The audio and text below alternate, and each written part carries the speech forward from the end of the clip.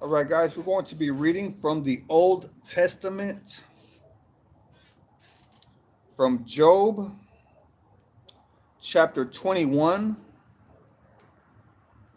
titled Job's Seventh Speech, a Response to Zophar. Then Job spoke again. Listen closely to what I am saying.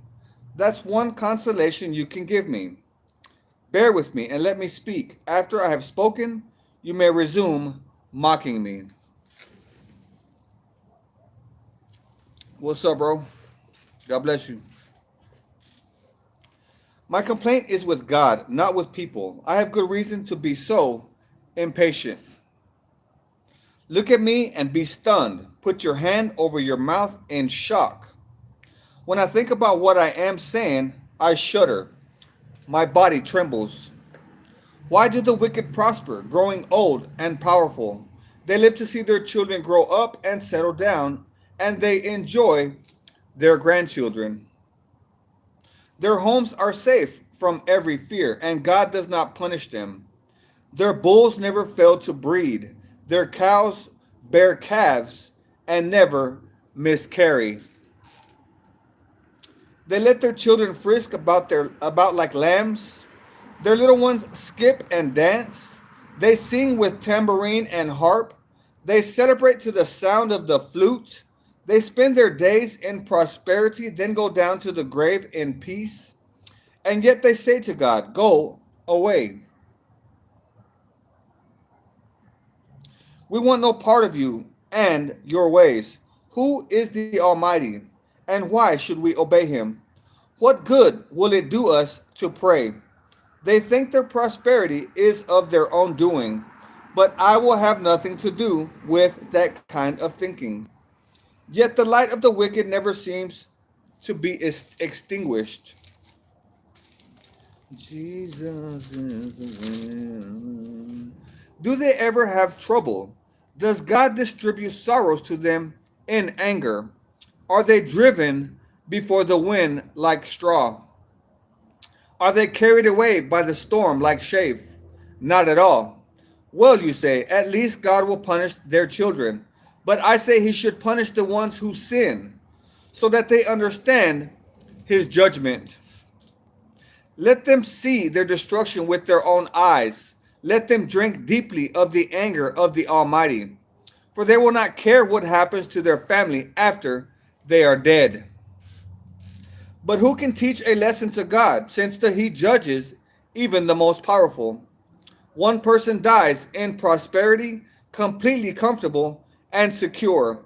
The picture of good health, vigorous and fit. Another person dies in bitter poverty, never having tasted the good life. But both are buried in the same dust, both eaten by the same maggots. Look, I know what you're thinking. I know the schemes you plot against me. You will tell me of rich and wicked people, whose houses have vanished because of their sins. But ask those who have been around, and they will tell you the truth. Evil people are spared in times of calamity and are allowed to escape disaster. No one criticizes them openly or pays them back for what they have done. When they are carried to the grave, an honor guard keeps watch at their tomb. A great funeral procession goes to the cemetery. Many pay their respects as the body is laid to rest and the earth gives sweet repose. How can your empty cliches comfort me? All your explanations are lies. Chapter 22.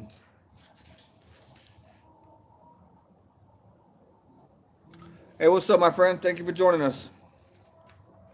Chapter 22, titled Eliphaz's Third Response to Job. Then Eliphaz the Temanite replied, can a person do anything to help God? Can even a wise person be helpful to him?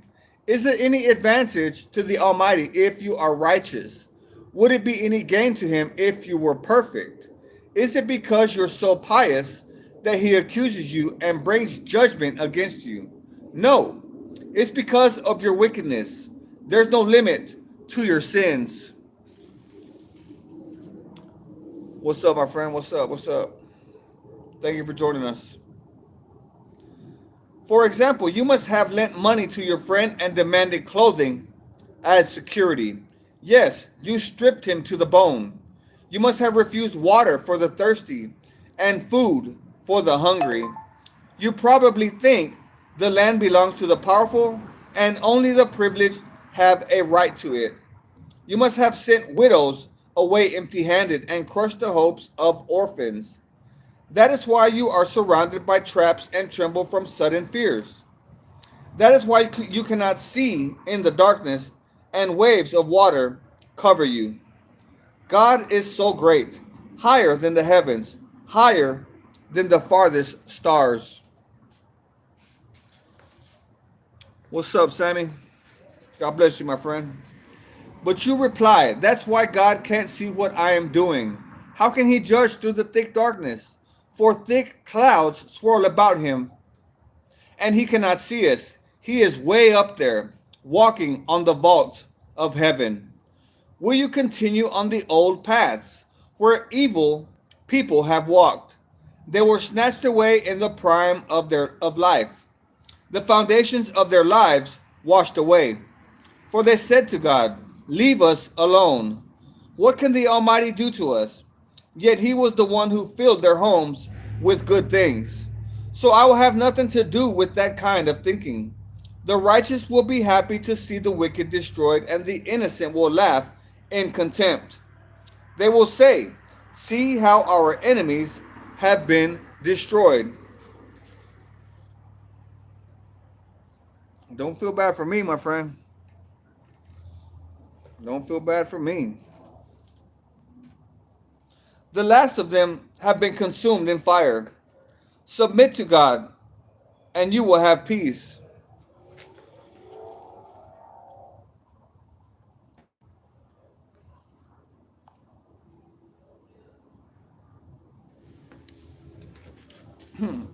I feel bad for you.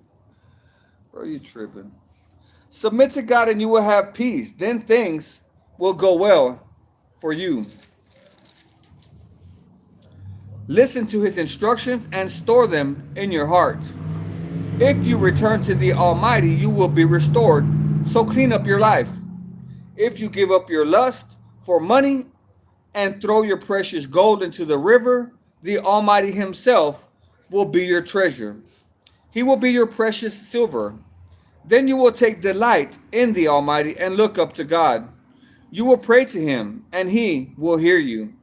You will fulfill your vows to him. You will succeed in whatever you choose to do, and light will shine on the road ahead of you. If people are in trouble and you say, help them, God will save them. Even sinners will be rescued. They will be rescued because your hands are pure. Chapter 23, titled Job's Eighth Speech, a Response to Eliphaz. My complaint today is still a bitter one, and I try hard not to groan aloud. If only I knew where to find God. I would go to his court, I would lay out my case and present my arguments. Then I would listen to his reply and understand what he says to me. Would he use his great power to argue with me? No. He would give me a fair hearing. Honest people can reason with him. So I would be forever acquitted by my judge. I go east, but he is not there. I go west, but I cannot find him. I do not see him in the north, for he is hidden. I look to the south, but he is concealed. But he knows where I am going, and when he tests me, I come out as pure as gold. For I have stayed on God's paths. I have followed his ways and not turned aside. I have not departed from his commands, but have treasured his words more than daily food. But once he has made his decision, who can change his mind? Whatever he wants to do, he does. So he will do to me whatever he has planned. He controls my destiny. No wonder I am so terrified in his presence. When I think of it, Terror grips me. God has made me sick at heart. The Almighty has terrified me. Darkness is all around me, thick, impenetrable darkness is everywhere. Hey Valerie, how you doing? God bless you. Thank you for joining me. Chapter 24, titled Job asks why the wicked are not punished. Why doesn't the Almighty bring the wicked to judgment? Why must the godly wait for him in vain? Evil people steal land by moving the boundary markers. They steal livestock and put them in their own pastures. They take the orphan's donkey and demand the widow's ox as security for a loan. The poor are pushed off the path. The needy must hide together for safety. Like wild donkeys in the wilderness, the poor must spend all their time looking for food, searching even in the desert for food for their children. They harvest a field they do not own, and they glean in the vineyards of the wicked. All night they lie naked in the cold, without clothing or covering. They are soaked by mountain showers, and they huddle against the rocks for want of a home. The wicked snatch a widow's child from her breast, taking the baby as security for a loan.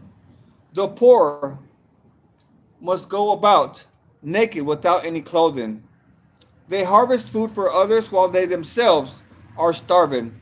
They press out olive oil without being allowed to taste it, and they tread in the winepress as they suffer from thirst. The groans of the dying rise from the city, and the wounded cry for help, yet God ignores their moaning. Wicked people rebel against the light. They refuse to acknowledge its ways or stay in its paths. They murder the murderer rises in the early dawn to kill the poor and needy at night. He is a thief. The adulterer waits for the twilight, saying, "No one will see me then." He hides his face so no one will know him. Thieves break into houses at night and sleep in the daytime. They are not acquainted with the light. The black night is their morning. They ally themselves with the terrors of the darkness, but they disappear like foam down a river. Everything they own is cursed, and they are afraid to enter their own vineyards. The grave consumes sinners just as drought and heat consume snow. Their own mothers will forget them. Maggots will find them sweet to eat. No one will remember them. Wicked people are broken like a tree in the storm. They cheat the woman who has no son to help her. They refuse to help the needy widow. God, in his power, drags away the rich. They may rise high, but they have no assurance of life. They may be allowed to live in security, but God is always watching them. And though they are great now, in a moment, they will be gone like all others, cut off like heads of grain. Can anyone claim otherwise? Who can prove me wrong? Chapter 25, titled Bildad's Third Response to Job. Then Bildad the Shuhite replied, God is powerful and dreadful. He enforces peace in the heavens. Who is able to count his heavenly army? Doesn't his light shine on all the earth? How can a mortal be innocent before God? Can anyone born of a woman be pure? God is more glorious than the moon. He shines brighter than the stars. In comparison, people are maggots. We mortals are mere worms. Chapter 26, titled Job's Ninth Speech. A response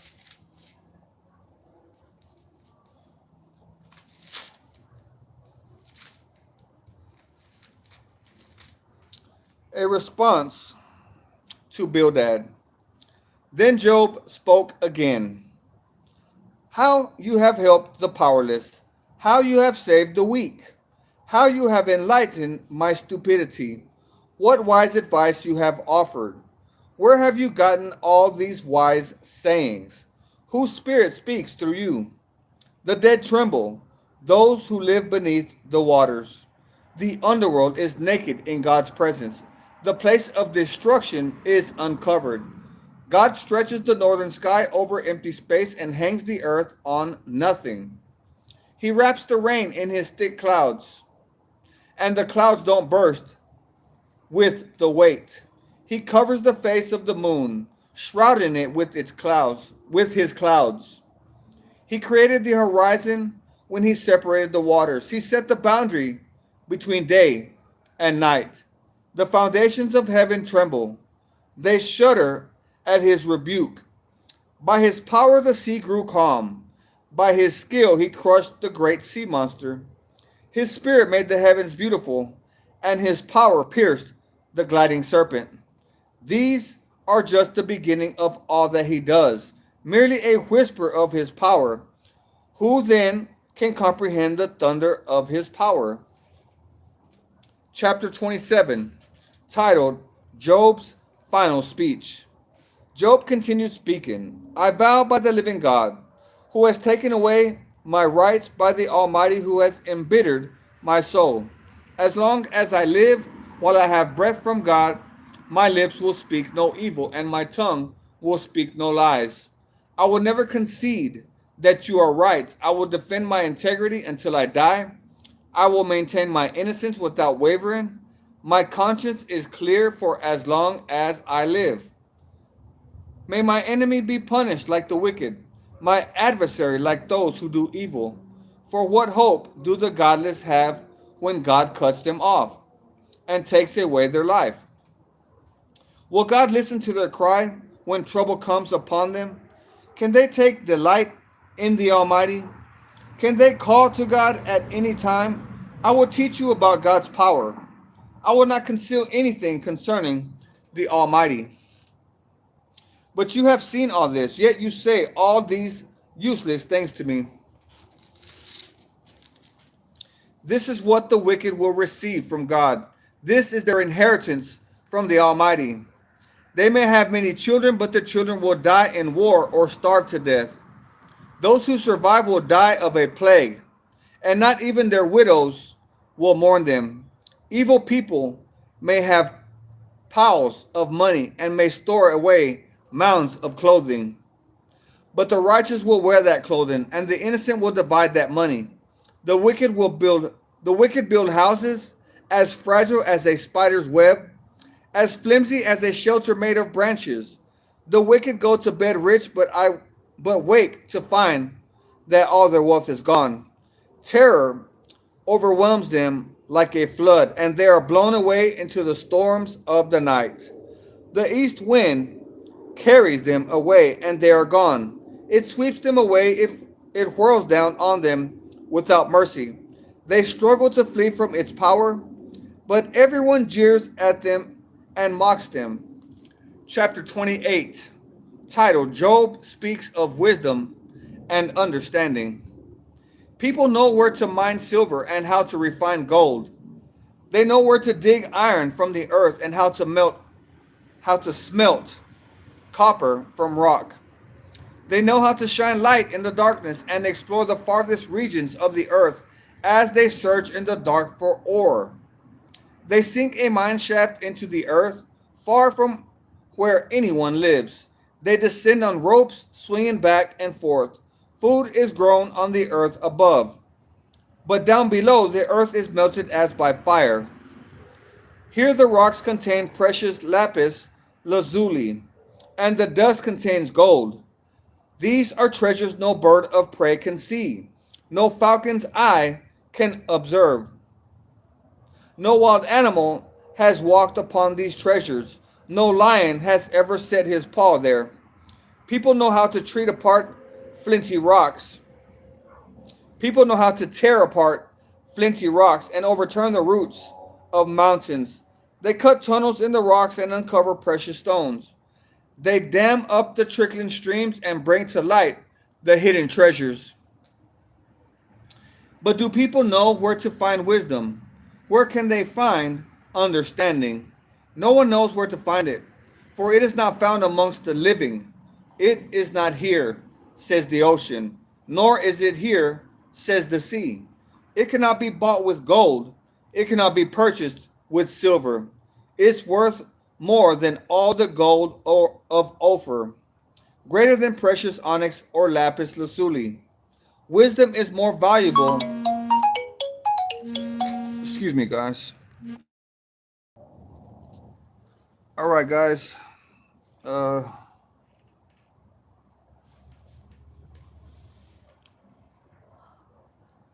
Excuse me, right quick. I ordered some dinner, so it just arrived. So I'm gonna eat my dinner and I'll be back, Valeria. I apologize. I will be back though. It's uh it's 7:17. I'll come back on like about 7:45. Give me about 30 minutes. All right, guys. God bless you, and I'll see you shortly.